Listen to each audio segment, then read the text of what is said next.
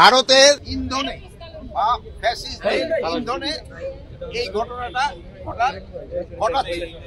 আমরা এটা যেন ঘটাতে না পারি এই জন্য আমরা আমাদের সর্বাত্মক ব্যবস্থা নিচ্ছি এবং আমাদের যে উপদেষ্টা প্রতীক ভাই আমাদের যে উপদেষ্টা ওই জায়গায় আছেন দেখতেছেন উনি আইন শৃঙ্খলা বাহিনী সাথে কথা বলবেন। এখন পরিস্থিতি মোটামুটি সন্তোষজনক অবস্থায় আছে।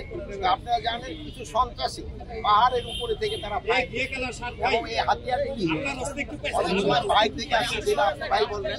আমি অবশ্যই দেশের নাম বলতে চাই না, আমার সাংবাদিক ভাই দেশের নামটা বলে দিই। আপনারা এটা যেন প্রতিহত করতে হলে আপনাদের সবাই আমাদের সাহায্য এবং সহযোগিতা দরকার। আপনারা সবাই আপনি সাহায্য সহযোগিতা করবেন। আরেকটা জিনিস হলো আপনারা সবচেয়ে বলবেন যে গতকাল থেকে কিন্তু আমাদের একটা বড় ধর্মীয় উৎসব শুরু হয়ে গেছে। এই উৎসবের সময় যেন কেউ কোনো ধরনের বিশৃঙ্খলা সৃষ্টি না করে, রাস্তাঘাট যেন বন্ধ না করে এবং এই পূজাটা যেন নির্বিঘ্নভাবে উদযাপন করতে পারে। এই ধরনের সবাইকে আমি সহযোগিতা করি।